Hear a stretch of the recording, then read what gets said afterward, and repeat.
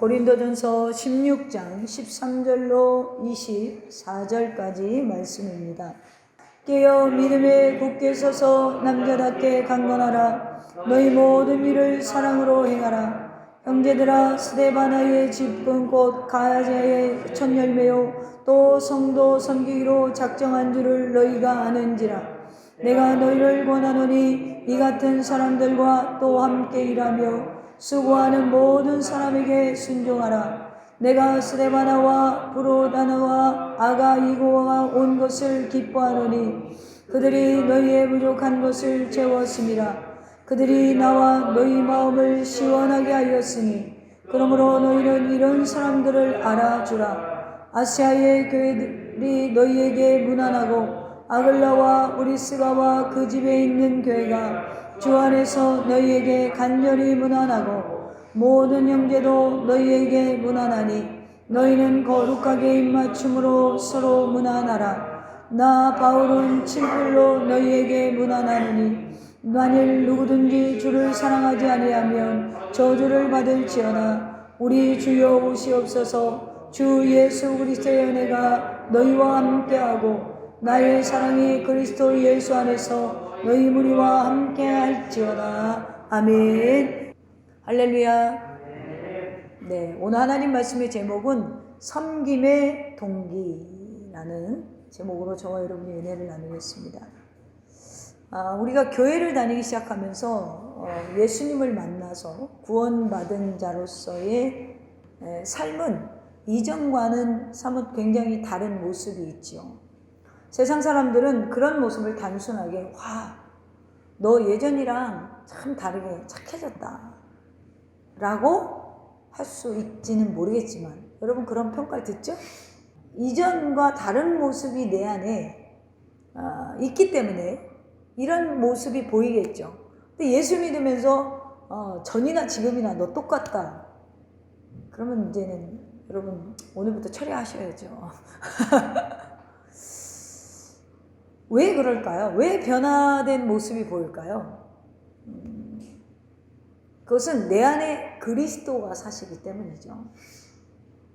생명 가운데로 이르게 하신 그 사랑을 알기 때문에 우리 또한 세상을 향해서 사랑으로 대할 때가 많아진다라는 것이죠. 즉 내 안에 사랑을 품은 섬김의 모습이 우리 삶 가운데 나타난다라는 것이죠. 또 그렇게 여러분이 성장하기를 간절히 소망합니다. 오늘 말씀은 고린도전서의 결론이죠. 고린도전서는 이 부활에 관한 장엄한 진리를 클라이막스로 해서 마무리가 됩니다. 바울이 전한 복음은 예수 그리스도의 재림과 성도의 부활과 영원한 하나님 나라에서 완성됩니다. 바울이 교회마다 서신을 쓴 이유가 뭘까요? 그것은 교회를 사랑하고 그들을 그리워하고 그들을 가르치기 위해서이지만 사실 이 당시에 굉장히 이단이 많았잖아요. 그 이단에게 흔들리는 성도들에게 바른 진리로 인도하기 위해서 서신을 보냈어요. 그게 아니라 우리가 믿는 예수님 그리고 우리가 믿는 교리는 그게 아니야. 이런 의도에서 쓴 것들이 바울의 서신입니다. 그래서 고린도전서도 마찬가지예요. 고린도 교회의 잘못된 이산 사상과 그리고 고린도 교회 안에 없는 것 바로 사랑 때문에 이 고린도전서를 쓴 이유가 가장 크겠죠. 그래서 마지막에 이제 나눔을 끝내면서 16장을 세 부분으로 나눌 수 있는데요. 1절로 4절 그리고 5절로 12절 그리고 우리가 오늘 본문으로 삼은 13절과 24절 이렇게 세 부분으로 나눌 수 있어요.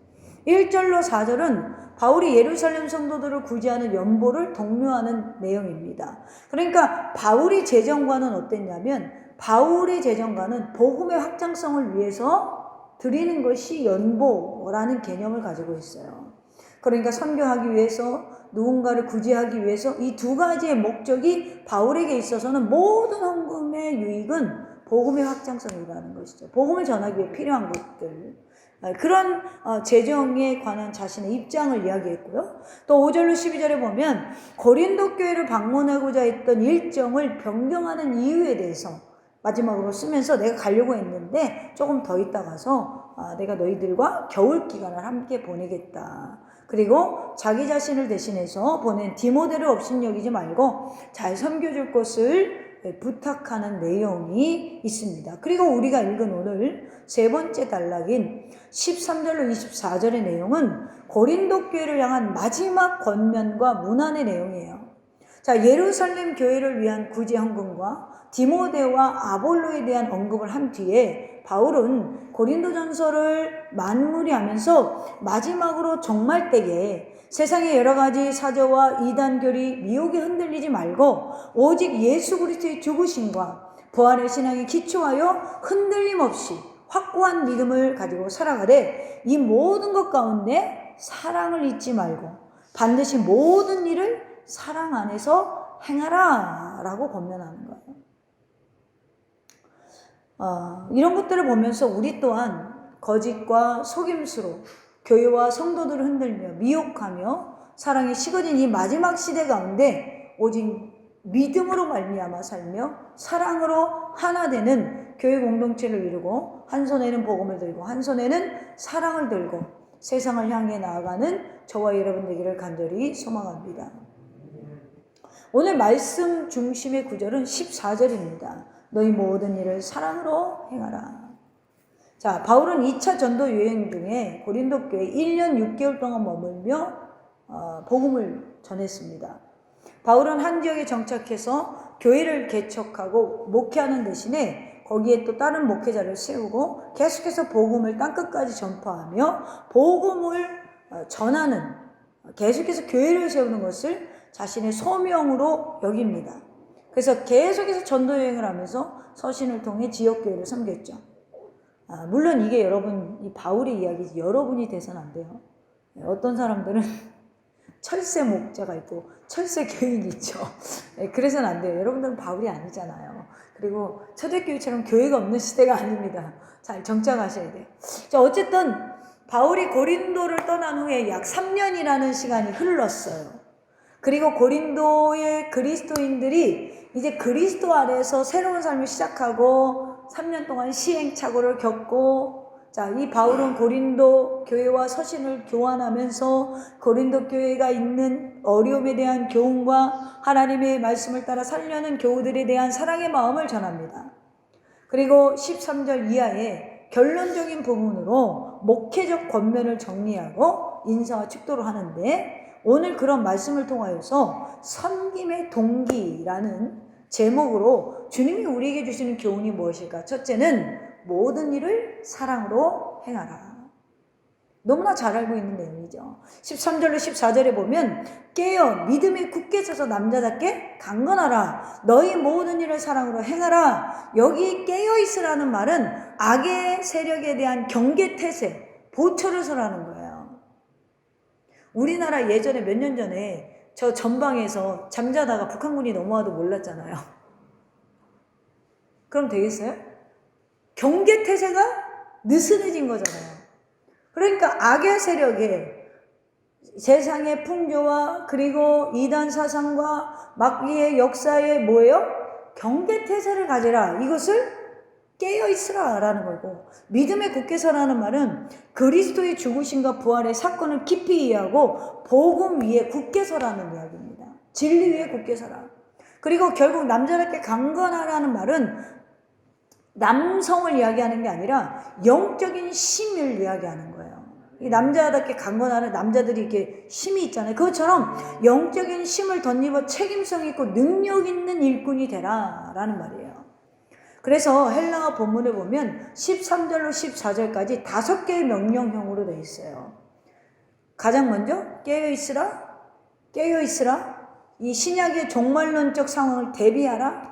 마가복음 13장 37절, 마태복음 24장 42절, 계시록 3장 3절의 말씀처럼 마지막 때에 우리를 흔들어 놓는 영적인 이단과 그리고 사저와 교리와 그리고 마귀의 세력에 흔들리지 말라라는 거예요. 깨어 있어야 된다는 것이죠. 죽음이 아니라, 개인적인 종말이 아니라 예수 그리스도께서 심판주로 다시 오시는 구속사 안에서 자신의 삶의 자리를 조망하여 보고 하나님과의 관계를 점검해라. 자, 고린도 교인들은요, 개인적인 종말이 아니라 고린도인들과 살아있지만 이 그리스도인들이, 보세요. 고린도 지역에 고린도 교회 사람들만 있었겠어요? 아니죠. 고린도 지역 사람들과, 우리가 인천에 우리 크리스찬들만 있습니까?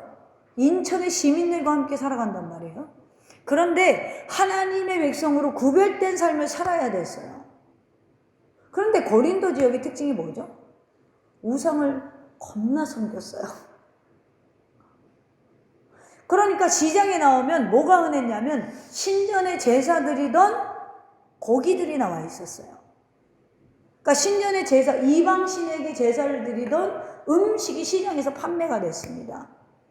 그것을 먹는 것을 그 고린도 지역 사람들은 즐겼어요. 그러면 크리스천들은 어떻게 되냐? 그래서 바울이 먹고 마시는데 하나님의 영광을 위하여 하되 거리끼는 게 없으면 너희들 사 먹어라, 그 얘기지. 지금 오늘날 시장에서 돼지피 소피 얘기하는 게 아니에요. 이런 문화 속에서 우리가 크리스천으로 어떻게 살아야 되는지 깨어서 경계하라 라는 말을 하는 거예요. 오늘 우리도 마찬가지예요. 깨어있지 않으면 문화에 잠식당해요. 이 시대의 문화에 잠식돼요. 모이기를 패하고요. 그동안에 우리가 지금 이 문화 속에서, 이 빠르게 발달하는 이 문화 속에서 우리가 소용돌이 속에서 허우적거리지 말고 중심을 딱 잡아야 되는데 그게 안 되는 거예요. 그래서 두 번째로 뭐라고 그래요? 믿음에 굳게 서라 라고 권면하는 거예요. 여러분, 변화된 신분에 만족하고 성령의 은사로 자만했던 고린도 교인들에게 선줄로 생각하는 자는 넘어질까 조심하라고 고린도전서 10장 12절에 말합니다. 고린도 교회의 특징이 뭐였냐면, 이런 정말 우상 숭배가 만연하는 이 동네에 살다 보니 하나님이 고린도 교회에 주신 은혜가 있었어요. 뭐예요? 은사가 굉장히 강력했어요. 그러니까 자기들이 그 은사가 드러남으로 인해서 굉장히 예수를 잘 믿는다라고 생각했겠죠. 그러니까 바울이 선줄로 생각하는 자는 넘어질까 조심하라. 셋째는 뭐예요? 남자다워라. 이렇게 얘기하잖아요. 남자다워라. 바울이 성역할 고정관념을 가지고 있는 것을 오해할 수 있는 표현이기 때문에, 여러분, 우리가 제1세기 고린도 그리스도인들이 이해했던 방식, 즉 남자다워라는 권면은 포기하지 않고 전쟁을 수용하는 용기와 결단을 요청하는 거예요. 포기하지 말라라는 거예요. 그리스도인답게 사는 것을 포기하지 말라라는 것입니다. 네 번째는 뭐죠? 강건하라. 자, 믿음의 선한 싸움을 수행하기 위해 용기를 내는 것만큼 중요한 것은 싸움을 수행할 수 있는 외적인 강함이에요. 하나님께서 이스라엘을 향해 강하고 담대하라 라고 격려해 준 것처럼 고린도 그리스도인들이 감당해야 할 믿음의 선한 싸움은 성령으로 충만하기 위해 탐심을 물리치는 내면의 전투뿐 아니라, 고린도의 지역에 뭐가 가장 부패했냐? 우상숭배도 있었지만 성적으로 타락했어요. 신전에서 이들은요, 성행위를 하는 그러한 성적으로 굉장히 개방된 동네였어요. 이런 것들을 몸으로 맞서서 싸우라는 거예요. 누구처럼? 요셉처럼. 그걸 지금 권면하고 있는 거예요. 그러니까 너희 내면도 싸워야 되지만 너희 몸도 강건하라. 이 말은 건강해라 라는 말이 아니에요. 육신의 몸의 싸움, 뿌리칠 것은 뿌리칠 수 있어야 된다라는 것이죠. 우리는 도덕적인 착함에 만족하면 안 됩니다. 하나님의 선하심으로 거룩한 자녀로서 거룩한 세상과 부딪혀서 싸워서 이길 줄 알아야 돼요. 또 다섯 번째 뭐라고 그랬어요? 사랑으로 행하라. 자, 고린도 그리스도인들은 거의 모든 것에 풍족한 삶을 누렸습니다. 부자 동네였으니까. 그들에게 한 가지 부족한 게 있는데 뭐였죠? 은사도 있고 교회도 붕괴했지만 사랑이에요. 그래서 고린도전서 13장에 사랑장이 등장을 하죠. 신앙생활의 요약은 여러분 하나님을 사랑하고 이웃을 사랑하는 거잖아요. 주님은 모든 것이 풍요로웠지만 우리를 사랑하셨기에 모든 것을 아무것도 아닌 것처럼 여기고 버리셨어요. 주님의 귀한 몸을 아무것도 아닌 것처럼 십자가에 내어주셨습니다. 주님은 하늘의 군대를 동원하여 우리를 주신 것이 아니라 사랑으로 구원해 주셨어요. 그러므로 사랑은 신앙생활의 출발이며 마침입니다. 이렇게 5개의 명령, 깨어있으라, 굳게 서라, 남자다워라, 강건해라, 사랑으로 행하라, 이 모든 게 이 당시의 군대 용어입니다. 이것은 하나님의 자녀들이 세상의 죄악과 싸워 승리하는 예수 그리스도의 군사가 되라 라고 명령하는 거예요. 여러분, 헬라 사회는요, 지성이 발달했어요. 그런데 윤리가 무너졌습니다. 그래서 잡다한 이단 사상, 그리고 육신의 쾌락, 이런 세상에서 소극적인 자세로는 고린도 교인들이 살아갈 수가 없었어요. 여러분, 지금처럼 타락한 시대가 또 있을까요? 난 내게 초능력이 있다면 소돔과 고모라에 가보고 싶고요. 노아, 홍수 이전에 가보고 싶어요. 말도 안 되는 얘기지만 내게 초능력이 있다면 왜요? 지금과 비교해보고 싶어. 그때가 더 타락했냐? 지금이 더 타락했냐?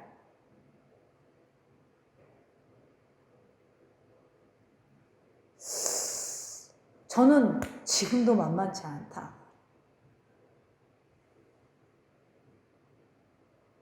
지금은 선의 기준이 없어요. 착함의 기준이 없어요.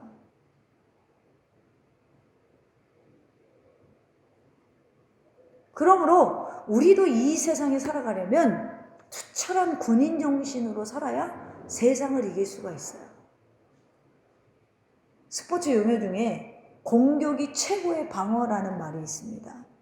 마찬가지로 세상에 대해서 전투적으로 우리는 우리의 거룩함을 지키려고 악한 세력과 대적해야 된다는 것이죠. 그리고 모든 일을 사랑으로 행하라는 가장 중요한 명령은 바울은 아볼로에 대해서 이야기하던 중 다시 고린도 교회의 분열이 생각나자 그래서 너희 모든 일을 사랑 안에서 행하라라는 거예요. 그래서 10절과 12절에 디모데와 아볼로에 대해서 얘기하잖아요. 그래서 형제 아볼로의 12절에 보면 그에게 형제들과 함께 너희에게 가라고 내가 많이 권하였을 때 지금은 갈 뜻이 전혀 없으나 기회가 있으면 가리라. 자, 이 모습을 보면서 사랑 안에서 행하라 라고 14절에 이야기를 하는 것입니다. 그리스도인들에게 요구되는 최고의 덕목은 사랑이에요. 그래서 충분히 13장에서 사랑에 대해서 논의했습니다. 여러분, 아무리 믿음이 좋고 능력이 있어도 사랑으로 행하지 않으면 아무 의미가 없는 거예요. 모든 일을 사랑으로 행하면서도 예수 그리스도의 강한 군사로 살라는 것이 바울의 마지막 권면입니다. 여러분, 칼 센트버그라는 사람이 미국 의회에서 연설하면서 아브라함 링컨이 부드러운 강철과 같은 사람이다 라고 했어요. 부드러우면서도 강철과 같은 사랑으로 일하는 사람. 바울은 고린도 성도들에게 한없이 부드럽고 한없이 착한, 한없이 강한 그리스도의 충성된 군사가 될 것을 권면합니다. 여러분, 이 권면은 음란하고 타락한 세상에 살고 있는 저와 여러분에게 주시는 동일한 권면의 말씀이에요. 믿음에 굳게 서고 남자답게 강건하고 그러면서도 모든 일을 사랑으로 행하는 성도들. 그러므로 여러분, 우리는 특별히 이 험난한 세상, 죄 많은 세상에서 내가 내 거룩성을 지킬 수 있는, 바로 그래서 고린도 여러분 전후서를 많이 읽으면 이 시대에 우리가 신앙생활을 어떻게 해야 되는지 도움이 굉장히 많이 됩니다. 사랑하는 성도 여러분, 내가 무슨 말을 할 때에도 내가 사랑으로 말을 하는가, 비난적으로 하는 말인가, 사랑으로 행하지 않은 모든 것이 죄다라고 말하고 있어요. 오늘 바울이 고린도 교회를 위해 기도하면서 모든 문제 해결은 사랑으로 하지 않는 데 있음을 깨달았기 때문에 모든 것을 사랑으로 행하라 라고 말합니다. 두 번째로 섬김과 순종을 말하고 있어요. 15절로 20절의 말씀을 보겠습니다. 자, 형제들아 스데바노의 집은 곧 아가야의 첫 열매요. 이렇게 해서 몇 명의 지금 신앙의 모범이 되는 몇 사람을 소개하고 있죠. 그리고 바울은 믿음의 선배들을 존경하고 그들에게 순종할 것을 권면합니다. 15절로 16절에 보면 스데바나의 짐은 곧 아가야의 첫 열매요 또 성도를 섬기는 으로 작정한 줄을 너희가 아는지라. 내가 너희를 권하노니 이 같은 사람들과 또 함께 일하며 수고하는 모든 사람에게 순종하라. 스데바나 가정은 고린도 개척의 첫 열매였습니다, 여러분. 그러니까 고린도 교회가 세워지고 첫 열매예요, 스데바나 집안이.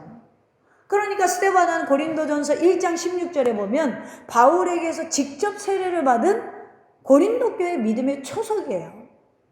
그 성도 섬기기로, 그러니까 그가 성도로 섬기기로 고린도 지역에 첫 번째로 작정한 사람이라는 거예요. 양들을 섬기는 일에 온 몸과 마음을 다 바쳤습니다. 교회의 기둥과 같은 사람이었어요.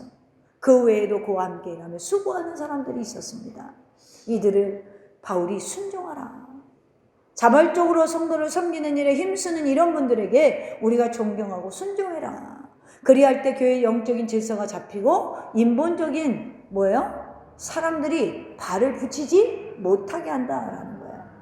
그런데 이 스데바나가 브르나도와 아가이고와 함께 에베소를 방문합니다. 17절 18절 보겠습니다. 내가 스데바나와 브르나도와 아가이고가 온 것을 기뻐하였노니 그들이 너희의 부족한 것을 채웠습니다. 그들이 나와 너희 마음을 시원하게 하였으니 그러므로 너희는 이런 사람들을 알아주라. 바울이 이들이 방문했더니 굉장히 기뻤던 것 같죠? 왜 기뻤을까요? 뭘 부족한 걸 채웠을까요? 제가 가끔 외부에서 상담을 하면 교회에 불평을 하는 사람들을 많이 만나요. 우리 교회는 뭐가 부족해요? 사랑이 부족해요. 섬김이 부족해요. 나눔이 부족해요. 배려가 부족해요. 재정이 부족해요. 그래서 맨날 어려워요. 목사님은 찡찡 짜요. 돈이 없으니까. 이런 분들이 꽤 있습니다. 그런데 제가 가만히 보면 안타까운 게 뭐냐면 정작 자신들이 나서서 그 교회 부족함을 채우려고는 안 한다는 거죠. 그런데 오늘 본문에 등장하는 분들은요, 말없이 성도의 부족함을 채워주는 사람들이었어요. 교회의 부족함을 채우는 사람들이었어요. 사실 뭘 채웠냐? 고린도 교회와 바울 사이에 갈등이 있었어요. 좋지 않은 갈등이 있었습니다. 그것을 중간 역할을 한 사람들이 오늘 방문한 사람들이에요. 바울의 마음을 풀어주고 바울이 가르친 게 옳다라고 고린도 교인들에게는 가르치고, 그러니까 이 고린도 교회 안에 이단 사상이 들어와서 바울이 가르친 게 점점 뭉개지고 있을 때 끝까지 신앙을 고수하고 아니야, 바울 선생이 가르친 게 바른 진리다, 이것을 고린도 교회는 한쪽으로 설득하고, 또 지금 고린도 교인들이 바울을 비방하고 등을 돌리는 성도들로 인해서 바울이 상처를 받았겠죠. 그것을 와서 바울의 마음을 풀어주고, 그러니까 중간에서 바울을 방문하기도 하고 성도들의 마음을 시원하게 해주고 바울의 마음을 시원하게 해주고, 이 브릿지 역할을 아주 잘한 사람들이 오늘 본문에 등장하고 있다는 거예요. 바울이 이제 이들이 돌아갔습니다. 그리고 서신을 쓰고 있죠. 이런 사람들 알아줘라. 이런 사람들을 깊이 인정하고 존경하고 본받으라. 그리고 19절 20절에 문안 인사를 하죠. 아시아의 교회들의 너희에게 문안하고 아굴라와 브리스가 그 집에 있는 교회가 주 안에서 너희에게 간절히 문안하고 모든 형제도 너희에게 문안하니 너희는 거룩하게 입맞춤으로 서로 문안하라. 문안이 왜 중요하냐? 이 내용을 보면 바울은 고린도전서에 맺은 인사를 작성하며 아시아의 교회들이 고린도의 그리스도인들에게 문안한다라고 해요. 자, 아시아라는 말이 여기에서는 지금 현재 터키 지역에 위치한 로마령의 아시아를 의미합니다. 자, 바울의 서신 중에 아시아 교회들이 안부를 전한다는 표현은 이곳이 유일합니다. 바울은 고린도의 그리스도인들에게 전하는 서신에 3장 9절에 보면 하나님의 밭, 3장 9절에 하나님의 집, 3장 16절에 하나님의 성전, 이렇게 비유로 설명을 했거든요. 이 비유들 중에 그리스도의 몸으로서 교회를 설명한 적이 있어요. 한 몸의 많은 지체로서 교회 개념은 고린도 교회가 갈등을 그치고 이제 하나 되기를 힘쓰도록 이끌었고, 다양한 교회들이 그리스도의 한 몸으로 존재하는 우주적 교회, 보편적 교회 개념으로 확장되어서 어려움에 처한 예루살렘 교회를 위해 고린도 교회가 물질로 도울 수 있도록 오늘 16장 1절로 4절에 보면 고린도 교회가 예루살렘 교회를 물질로 도왔어요. 그리고 바울은 이제 아시아 교회들을 문안을 전하고 누구를 언급하죠? 아굴라와 브리스가, 그 집에 있는 교회가 간절히 문안한다. 여러분, 아굴라와 브리스가는 이 부분은 바울이 고린도 교회를 개척할 때 동역한 사람들이에요. 사도행전 18장 1절 이하에 보면 고린도 교회를 세울 때 곁에 누가 있었냐면 아굴라와 브리스길라라는 부부가 있었어요. 브리스가 있었어요. 여러분, 오늘 지금 이 아굴라와 브리스는요, 본래 소아시아 지역의 본도 출신 유대인으로 로마에 정착해 살았습니다. 그들은 주 49년에 공표된 클라우디스 황제의 유대인 추방 칙령으로 말미암아 로마에서 쫓겨나서 고린도에 거주하게 된 적이 있어요. 그것을 천막을 만들어 생계 유지를 하는 사람들이었어요. 그런데 바울과 함께 에베소로 이동하여 자신의 집을 초소로 개방하여 에베소 교회도 시작됐어요. 그러니까 항상 바울이 가는 곳에 개척 지역에 필요한 것들을 돕고 같이 기도하고 같이 교회를 세운 사람들이라는 것이에요. 그러니까 이 고린도 교회와 에베소 교회는 뗄래 뗄 수가 없겠죠. 바울은요, 이들을 굉장히 사랑합니다. 로마서 16장 3절로 4절에 보면 나를 위해 목도 내놓을 수 있는 사람이다, 그래요. 그래서 또 로마서에 보면요, 바울이 고린도에 온 사이에 미리 가서 로마 가정교회를 세운 사람들이에요. 계속해서 바울이 가는 곳에서 영적인 환경을 다지는 사람들이었다라는 것이죠. 굉장한 사역자였죠. 이들이 평신도였어요, 여러분. 열매 맺는 선교의 과정이었습니다. 에베소에 있는 모든 형제에게도 문안을 전하죠. 자, 초대교회, 지역교회는 대부분 이와 같은 자들의 헌신으로 가정교회 형태를 이루었어요. 주님의 말씀에 순종하여 자신의 집을 기꺼이 내어드린 한 집 주인같이 아굴라와 브리스가 부부는 자신의 집을 아낌없이 헌신한 사람들.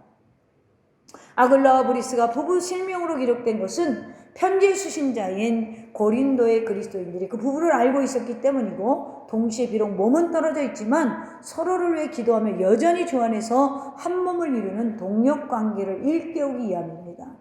이것 때문에 지금도 가정교회들을 하는 사람들이 있는데, 여러분, 우리가 한 가지 착각하지 말아야 되는 건 초대교회가 지금은 아니에요. 그리고 만약에 하나님의 뜻이 있어서 가정교회가 세워진다면 그 교회는 이제 외적으로 성장하는 교회가 돼야 정상이에요. 가족끼리만 드리는 건 아니라는 것이죠. 그래서 이런 것들을 우리가, 물론 중국엔 가정교회가 있죠. 근데 중국은 기독교 박해가 있는 곳이잖아요. 내놓고 교회를 할 수가 없잖아요. 우리나라와는 환경이 완전 다르다라는 거예요. 초대교회, 어쨌든 이 지역교회는 대부분 이와 같은 가정교회 형태였습니다. 오늘 아굴라와 브리스가 부부가 실명으로 기록된 것은 편지의 수신자인 고린도 그리스도인들이 이 부부를 모두 알고 있었기 때문입니다. 그렇게 서로를 위해, 우리를 위해 헌신한 사람임을 알고 있었다라는 거예요. 오늘 우리 교회의 여러분의 가정과 삶도 이런 인정을 받을 수 있는, 남들이 봤을 때 저분들은 정말 훌륭하고 사랑이 많다 라고 평가받을 수 있는 그런 사람들과 가정으로 성장하기를 저는 목회자로서 간절히 소망합니다. 사랑하는 더생 가정 여러분, 주님께서 마음의 문을 두드릴 때 우리는 순종하는 마음으로 어린 나귀를, 자신의 집을, 자기가 가지고 있던 가장 귀한 옥합을 내어 드린 것처럼, 오늘 우리가 실제적으로 이런 사람을 우리 주변에 아직까지는 본 적이 없겠지만 여러분이 그렇게 되시면 됩니다. 할렐루야. 여러분, 주님께 그래서 쓰임받는 사람들로서 모두 하나님의 동역자예요. 죄로 인해 혼돈의 시대를 살아가는 모든 사람들에게 이 카이로스, 하나님의 시간의 은혜가 있습니다. 하나님이 여러분들을 사용하는 시간의 은혜가 있기를 간절히 주님의 이름으로 축원합니다. 마지막으로 세 번째로 마지막 때를 어떻게 살아가라 라고 이야기해요. 22절과 24절은 바울이 이제 내가 내 친필로 쓴 거야. 왜 그러냐면 바울이 너무 몸이 안 좋았고 몸이 안 좋았잖아요. 그리고 안질이 있다라는 이야기가 있죠. 그래서 대피를 쓸 때도 있었어요. 그렇게 우리가 추측을 하거든요, 신학자들이. 근데 이것은 친필로 썼다. 그러니까 우리가 바울이 글을 쓰지 못할 정도로 생각할 때는 옆에 대필이 있었을 때도 있었다라는 거. 자, 어쨌든 교회에 몸을 담고 있으면서 마음으로 주를 사랑하지 않는 자는 하나님의 심판을 피할 수 없다. 엄청 칭찬하다가 갑자기 심판을, 저주를 받을지니 이러시단 말이에요. 마지막 왜 편지 끝에 가가지고 성격은 어떻게 쓸 수가 없죠. 자, 분쟁을 일으키는 자들, 교회 안에서 도덕적으로 문란한 생활을 즐기는 자들, 교회 질서를 파괴하고 온갖 문제를 일으키는 사람들, 이들의 공통점이 무엇일까? 마음으로 주를 사랑하지 않는다라고 바울이 지금 판단을 하고 있어요. 그러니 섬김의 동기인 사랑이 없으니 섬김의 모습에서 뭐가 나옵니까? 자신의 영광만 보이거나 취하게 된다라는 것이죠. 이것은 목회자나 성도나 마찬가지예요. 그리스도의 사랑이 내 안에 없으면 누구도 주님만 받으셔야 하는 영광을 내가 가르치게 되고요. 사랑으로 행하지 않고 다 사리사욕으로 행하게 되어 있어요. 그러므로 바울은 누구든지 주를 사랑하지 않는 자는 저주를 받으라 라고 선포합니다. 그리고 23절에 주 예수 그리스도의 은혜가 너희 함께 있게 하고 라고 했잖아요. 이것은 여러분 요한계시록 22장 20절에 이런 말씀이 있습니다. 주 예수여 어서 오시옵소서. 주 예수여 오시옵소서. 마라나타, 이거와 같은 말입니다. 그리스도의 은혜가 너희와 함께 하고 주님이 다시 오실 때에 너희 이름을 부르고 나팔 불 때 너희 이름에 불려지고. 왜 그래요? 초대교인들은 예수님이 금방 오실 줄 알았거든요. 바울도 마찬가지죠. 왜요? 인간이기 때문에 한계점은 넘지 못합니다. 그렇습니다. 예수님을 진정으로 사랑하는 사람은 주님의 재림을 간절히 사모한다 이 말이에요. 그리스도의 은혜와 목자 바울의 사랑이 그들과 함께하기를 축원하고 있습니다. 사랑하는 더스미 가족 여러분, 오늘 바울은 고린도 교회 성도들을 향한 목자의 심정과 사랑이 충만했어요. 고린도 교인들이 자기보다 아볼로를 더 사랑하고 인정할지라도, 그런 상처를 주는 교회였을지라도 바울의 마음에는 고린도를 향한 사랑이 있었어요. 이 모든 수고와 섬김의 동기는 결국 바울이 고린도 교회를 사랑했기 때문에 오늘도 친필로 문안을 전합니다. 이제 바울은 온 세계를 품는 어머니와 같은 사랑의 사도요, 창을 들고 원수의 심장을 향해 달려가는 영적인 장군이었습니다. 오늘 그 영적인 장군이 우리에게 외치고 있습니다. 이 악하고 음란한 세대에 깨어 너희들의 거룩성을 지키고 그리스도 안에서 사랑으로 행하며 주님의 오심을 기다리라. 할렐루야.